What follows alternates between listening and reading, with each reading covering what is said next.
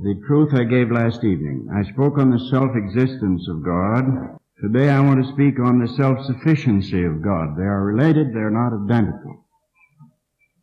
In the book of John, chapter 5, verse 26. This is quite characteristic of our Lord Jesus, that when he would utter an observation so profound that it challenges the highest reaches of human thought, that he was able to put it into words, in our English at least, 6 words of 1 and 2 syllables. To do the same, we would have to have at least 4 dictionaries. But he put it into 6 words. The Father hath life in himself.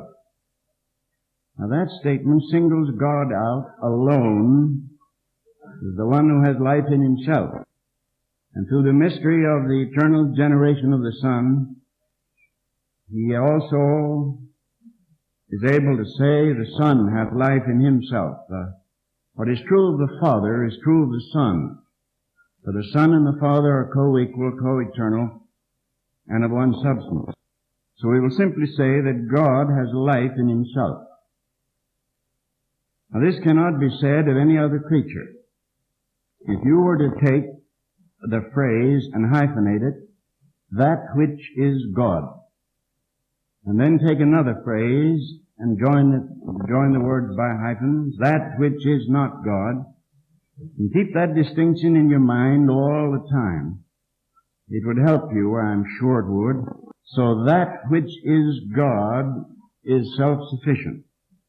And that which is not God is never self-sufficient. It never can be said that God is given life. Nobody can give God life. If anyone could give God life, then that one would have had to be superior to God, would have had to antedate God. And we can or nothing antedates God, because all dates begin with God. All things begin with him. Therefore nothing precedes him. God is always prior. God is always first, because he is God. Now, God has life in himself, and all life is a gift from God to his creatures. You might say that all that which has life in itself is God, and that which has not life in itself is a creature. And I'm not at all worried about that neuter of that, because the Scripture talks about God as that, and I believe it can be demonstrated that before man says he, man says that. Before we think of God as a person, we think of God as a thing. And even in 1 John, that which was in from the beginning, that which we have seen, that which we have heard, that which our hand hath handled. And then he went on, pretty soon he identified it, that, and it became a person. But that which is God, the eternal substance, is that. And I say that God's life is not a gift to him from someone else. The Father has life in himself. Nobody could give God life, and there was nobody to whom God had to go for life. Nowhere God has to look for help in any way. He is life, and there's no life apart from him. All life, whether it be the life of the single cell or up to the seraphim before the throne, all life came out of God, in heaven and in earth, and returns to God again. So that we simply say God is self-sufficient. We'll draw a few conclusions which I believe are biblical and reasonable conclusions from the doctrine of God's self-sufficiency. Now, in his uncreated selfhood, of which I spoke last night, is all that selfhood needs. You see, God has no necessary relation to anything or anybody. He has no necessary relation. It'll do you a lot of good. It'll humble you and take a lot of the conceit out of you and flatten you out a little, and that won't hurt you a bit, because I think that our chumminess with God is something we ought to get over, and this low conception of God is very injurious. So let me say that God is self-sufficient, and God has no necessary relation to you. He has a voluntary relation to you. All the relation that God has toward anything is out of his sovereign, voluntary, good pleasure. But it's never necessary for God to do anything. There's never any necessity laid upon God. There's necessity laid upon you and me, and I suppose upon all creatures, up to the archangels and the cherubim, but there's no necessity laid upon God. If there was any necessity laid upon God, then God would have to bow to necessity, and God bows to nothing, God being who He is. So God, in His relationship to you, is voluntary, and of God's good sovereign choice, but never because it has to be so. Second thing, a conclusion I draw is that God has no tributaries. If you go away in the north part of Minnesota, you will see a little river there, a little creek they would say out where I come from in Pennsylvania.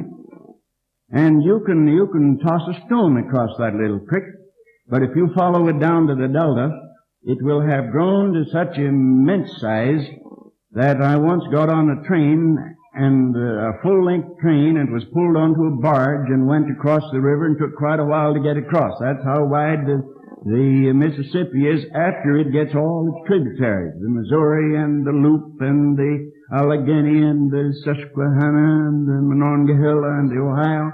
All of these pour into the Mississippi, and the tributaries make the river great. Man has tributaries. Nyack is contributing something to you. You came here a little river, we hope you'll go out a bigger one. Everything contributes to us. We have tributaries. We are, when we're 20 years old, bigger and greater than we were when we were 10, and we hope we'll be greater when we're 30 and 40 and so on up to the last. But you can't think of God like that, because God has no tributaries. God is all there is, except for that which God created and which came out of Him. And if it came out of Him, then how could it contribute anything to God? The hymn says, "Unfathomable sea, all life is out of Thee, and Thy life is Thy blissful unity." So always remember, God cannot grow. God cannot be larger. Now I know that there are some theologians or philosophers who are talking about an expanding God, but they're not talking about the God of the Bible nor the God of the universe. They're talking about a God which they have whittled out of the gray matter in their own heads. That God cannot grow. God cannot grow because there's nothing from nowhere from which He could get anything to grow. That little newborn baby grows, but it grows by having milk contributed to it, and by having finally tomato juice and pulverized spinach. And by getting help from the outside, by getting tributaries, it grows. But God has nowhere from whence He could get anything, and so therefore we say God has no tributaries. And God has no complements. That there's nothing to complete God. God is complete in Himself. And that's not true of any other creature. Of all of God's creatures, something has to complete it. It was not good for man to be alone. Adam had to have a mate, help meet for him. And then they had a child. They together were not complete. It took the child to round out the family. And then the family wasn't complete. They had to have the air to breathe and the water to drink and the food to eat and the shelter and comfort or whatever sort of home they had. And so we might draw a sharp line and say that we might declare that which is God to be that which needs no help and receive none from anywhere. And we might say that which is not God is that which must have help to complete it, must have help from the outside. You see, God didn't need creation. We like to think He did. We love to run and offer God our shoulder. Flex our bicep and say, God, we'll help you. The simple fact is, God doesn't need anything to complete Him. Bread unbeginning, one, single yet not alone. Creation has not set Thee on a higher throne. When God made the heaven and earth, He didn't do it that He might be elevated, that He might rise, or that He might be greater than He was, for the simple reason that God cannot be elevated. And there's point number 4, if you're counting points, which I hope you're not, that God cannot be elevated. That is, you see, God is supreme elevation. And any motion in the direction of God is up, and any motion away from God is down. And by up and down, I don't mean geographically or astronomically up and down. I don't mean it in space. I mean in, in character and kind of life, so that as we go toward God, we are elevated. And as we go away from God, when we turn our back on God, we go down. Therefore, since God is the supreme elevation, how could anybody raise God higher than He is? Since we're always beneath Him, and to get as high, remotely as high as His feet, we have to climb almost infinite heights to rise even to His feet. So it would be good for all of us to know that God cannot be elevated. That when a man turns his back and walks away from God, he's always going down, no matter what he seems to be doing. If he's a singer and sings in the church choir, and they find him out, and the scout finds him and decides that he'd make a good TV singer or a good Hollywood singer, and they take him out there, if he stoops to go out there, he's going down. Always remember he's going down. And no matter how much they elevate him to give him $10,000 a week, he's still going down. And if his picture's on every magazine cover, he's still going down. You always go down when you walk away from God, and you always go up when you move toward God, because God is supreme elevation, and God cannot be elevated. Then, God has no support. Now, that's hard for us to understand, but the Scripture says He upholds all things by the word of His power. I believe in this. I'm not going to talk about it this time, I think. But I believe in this. I believe in the presence of the Word, the living, vibrant, life-giving, creative Word. I believe that's what keeps things alive in the world. And I believe that if God should withdraw His voice, His living, vibrant, creative voice from the universe, that all things would collapse and go back into what Milton called chaos and old night. But God upholds all things by the word of His power. God being not a creature, therefore not falling within the framework of matter and space and dimension, God can't stand and push things up with His hands. But God speaks and it's done. All things are upheld by the word of His power. Even the things that don't believe they are. The very men who walk about denying God are able to speak only because God is there. They're alive only because God is there. And God's presence in the world is life to the world, even when the world doesn't know it, and even when there's no faith to grasp it. It's there nevertheless. So that God needs no supports. He upholds all things by the word of His power. How then can you support God? Now I know this is cutting the ground out from under some of you, because you came here in order that you might prepare to help God. And that you wanted to better be prepared to support the throne of God and prop up the divine throne, as Wesley sarcastically called it. But it'll never be and can never be. And then this would be hard on some of the brethren, but God needs no defenders. I'd never worship a God I had to defend. If, remember what, was it Zerubbabel? When Gideon went out and tore down the altars of Baal, and somebody came horrified and gray-faced and said, "Why, that's sacrilege. They've torn down the altars of Baal." And the father of Gideon said something that was just as wise as it could be. He said, "Well, let Baal plead. If Baal's a god, let him plead. Let him look after himself. Any god you have to run and prop up is no god at all. And God needs no defenders. God is the eternal, undefended." Now I know that the Bible, in order to get down to our kindergarten understanding, the Bible makes full use of military terms. But I also know that those terms are never to be interpreted as meaning that the throne of God is under siege and that there must be a Michael and his archangel or his angels rushing to prevent the throne of God from suffering stormy overthrow. To understand it is thus is to misunderstand it. It would never be accepted by the Jewish theologians, and such an idea would never be accepted by the theologians of the church. We need not defend the throne of God. Now we need to defend people from the results of their conduct. We need to do that, and we need to defend each other from the devil by prayer and by exhortation and instruction, but we must always remember that we're defending each other and that we're defending the minds of men against error, but that we're never called to defend God. What kind of God would he be that would have to run screaming to some DD and ask for defense? It just wouldn't work, brother. It wouldn't work.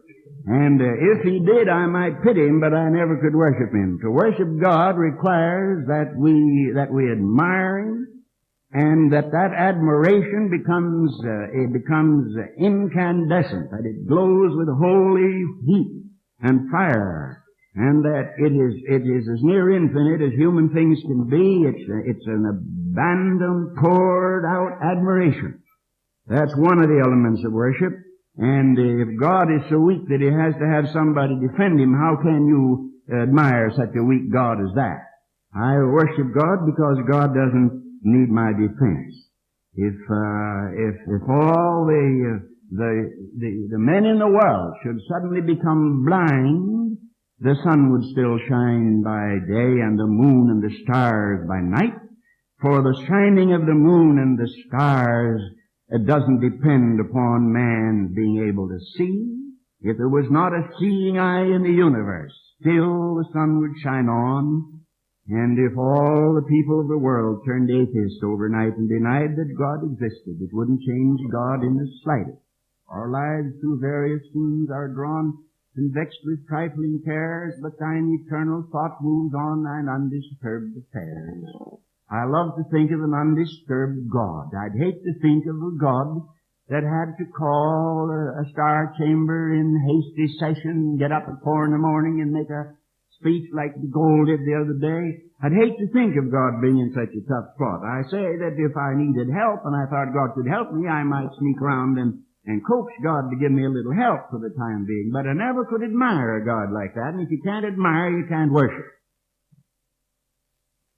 God needs no defenders. So any of you that are in training to defend the throne of God, you better go fishing, brother. God doesn't need you at all. He doesn't need any defenders, and he doesn't need any helpers. Now, this is the toughest of them all to understand, because for all my 140 years, I've been taught that God has to have helpers. And we've degraded the whole concept of God down to a place where we are out recruiting helpers for Almighty God, just the same as you go out and ask to please give to the Heart Fund. God's in trouble, and now we don't say these things. An awful lot gets said that isn't said. A terrible lot gets said. It's only implied and inferred, but isn't actually said. Nobody'd say this, and there'll be people who'll be horrified that I dare to charge this to the church. But I do nevertheless say that the complexion and texture of our missionary appeals leaves the impression that a good God would like to save the world, but he's too weak to do it, and that he has to have help, and therefore he must have schools like this and churches like mine in order that he might raise up helpers to help him go out and save the world. Well, now that's very comforting, very consoling, and extremely complimentary to the old man. When Adam hears a talk like that, he flushes with pleasure, and the hair stands up on the back of his neck. He's a delighted man. Adam at last is getting some good said about him. The eternal God has to have Adam to help him out. Well, let's get rid of that, for it's heresy. And you might just as well acknowledge it as heresy, false teaching, get rid of it, because God needs no helpers. God doesn't need you, and he doesn't need me. And if you refuse to be a missionary or a preacher or a teacher, God will find somebody else just as good. But the work of God will go on. God moves on his undisturbed affairs. Now, I am sure that a great many missionaries, young people, starry-eyed dreamers, go out and become workers with no higher motive than to help God out of a tight spot.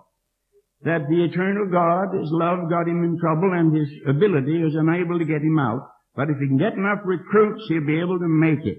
What kind of a God would that be? I wouldn't even salute a God that I had to run and help. I don't know how you feel about it, but the very fact that God doesn't need me makes me want to push myself on God all the more and say, oh, God, work in me, work through me.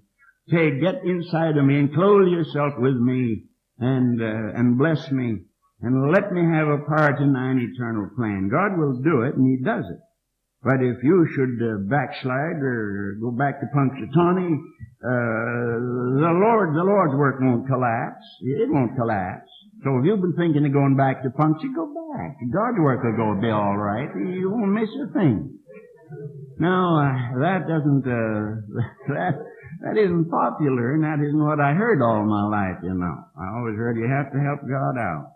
But you don't have to help God out. You see, God puts His trust in nobody. And He puts His trust in nothing. He holds all things in His hand. And how can I lean on anything that I hold in my hand? Are you asking? How can I rest on anything I hold in my hand? And God holds all things in His hand. And how then can God trust us? Now God in His foreknowledge may know what we'll do. God said about Abraham, I know Abraham, that he will teach his children after him. God's foreknowledge and omniscience enabled him to foreknow what Abraham would do. But He didn't trust Abraham. The end of all flesh has come before me, said God, way back there in the 6th chapter of Genesis. And God never trusted flesh since. This is the day of the glorification of cute flesh. Back in Chicago, there was a certain youth group. He even had a beauty contest. And one of the girls in our church got a helper woman. And she went strutting around there, you know, a very pretty little thing in a baby-faced way. And she won it. Well, it happened what you'd expect to happen. She backslid and married a Catholic. And now she's lost to the kingdom, if she ever was in the kingdom. I'm not settling that profound question. Lord, help me, brethren. But anyhow, that's glorifying flesh. Glorifying flesh. One of these leaders called me up the other day. I've been in Toronto about 2 weeks, and something had gotten into the paper about it. Quite a nice write-up, and I thought it was just much ado about nothing, but it was there. And he saw it, evidently, because immediately he called me. And he said, now understand, here I am, 60 years old, a little over, and he, I imagine, in his 20s. And here's the way the conversation. Hello, buddy, old buddy. Would you come and help me out, old buddy? He said, I'd like to have you talk to my youth, old buddy. And it kind of tickled me, so I began to buddy him. We buddied each other back and forth. And it was quite cute. But, you know, I wouldn't, I sat down in the barber chair, that had just been vacated by the Cardinal of Ontario. Put his red hat on, went out. And I took my black hat off and sat down where he'd been. It was still warm with holy glow there.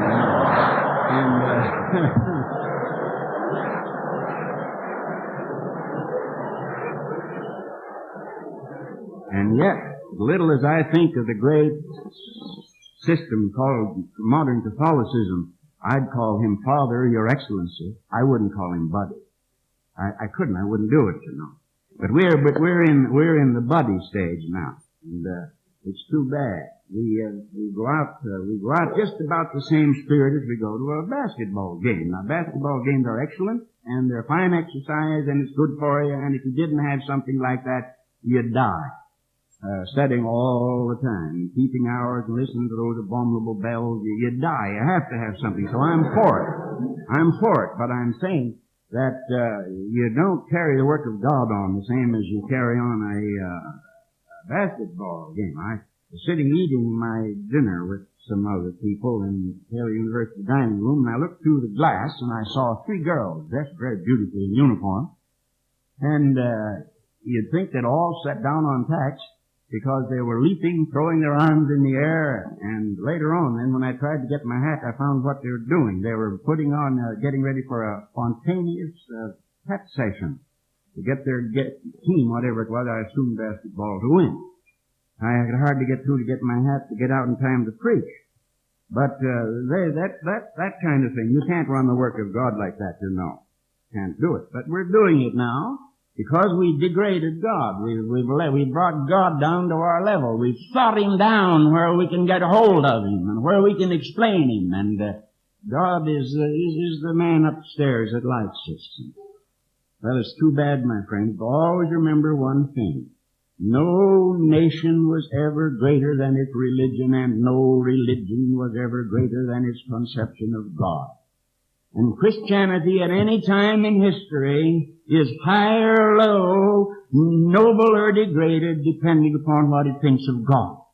Not what's written in their books, for the books perpetuated on from age to age, but what people think of God at a given time. What you think of when you think of God is the most important thing about you, my young friend. What comes into your mind when the idea of God comes into your mind, that's the most important thing about you. Not what you say or what you do, for they spring out of what you think God is like. So, our concept of God is the most important possible thing. You believe in God, said Jesus, believe also in me. And before we can believe rightly on Jesus Christ, the Son of God, we must believe rightly on God, the eternal Father, maker of heaven and earth and of all things visible and invisible. And one of the things we're going to have to know is what kind of God God is. It is my opinion that if the Church of Christ were to go back again and the preachers were all begin again to first to try to know God, to meditate and wait on God in silence with their Bible and their hymn book open before them, and were to read the devotion literature of the ages, and were to cultivate the knowledge of God and practice the presence of God, I believe that we would have a revival at groundswell from beneath. It would not neither be worked up, nor superimposed, nor superinduced, but would be a natural upspringing of our improved belief about God. It isn't enough that we know the fourfold gospel. It is something back of the fourfold gospel, something underlying the fourfold gospel, something bigger than the fourfold gospel. And that is our conception of God out of whom the fourfold gospel flows. Now you see, don't you, what the sin of unbelief is? Now I'll close with that. The sin of unbelief is simply the failure to see that God is this kind of God. And the thinking of God is something less than He is. And because God is less than He is in our thinking, we become more than we are in our thinking. And thus, God comes down and we go up and we almost meet. We may be respectful toward God, but we nevertheless don't think of Him highly enough. He said of Bart, now I'm not a Bartian, I'm not a neo-orthodox, I'm not a neo-anything, I hope. But they said about him, and I thought it was a compliment to him instead of a condemnation, they said about him that he put God so high you couldn't get to Him. And that's exactly what we need in this degraded age. We need to think of a God so high we can't get to Him. Then we'll look around for a way. And we'll hear a voice say, near, near thee, my son, is the old wayside cross. Like a gray friar cowled in lichen and moss, and its cross beams will point to the far distant strand that bridges the waters so sweetly for man. The reason we're not looking around for the way to God is because we don't think it's very far to God. My friends, the gap that separates between you and God is of infinite distance. And it's only because God became man to dwell among us and bridge that awful, that yawning, that terrible, that terrifying gap which can never reach God at all. Jesus Christ becomes more precious to the man who thinks God so high he can't get to it. I think it was that we rejected this high concept of God. I think it was our cheap self-love and our low, degraded ideas about God that made us flippantly reject the teacher. And I don't go along with him in his theology. I'm not a liberal in any sense of the word, and I don't want to be classified as one. One of these borderline liberals complained some time ago. He said, Tozer says these things, and they don't call him a liberal. I don't know. But I hope I never say anything that'll put me down as being liberal in any wise. I'm an essentialist, a historical Christian, a believer in the historical scriptures, and in the whole Word of God and all that our fathers have believed in. And when I sing Faith of Our Fathers, I mean exactly that, and there are no modifiers, no gaps, no footnotes. Faith of our fathers living still. Well, you see why unbelief is a corrosive and deadly sin? Because it thinks low of God. It thinks God's less than He is. God of the Old Testament, our Father God, complained, "Thou thoughtest I was altogether such a one as thee." That's the terrible thing. If God made us in His image and we turn around and make Him in our image. But we must not. We must think of God as the self-existent, self-sufficient one. Stop making little gods for ourselves. Now I think that's all for this morning. God help us to get a hold of this truth. And if it discourages us at first, and depresses us, makes us feel a bit despondent, knocks a little bit of the animal happiness out of it, I don't apologize at all. I'm glad. Because when God knocks a little of your conceit, self-sufficiency out, then God will come in the fullness of His sufficiency, and you will know what it is to be filled with all the fullness of God.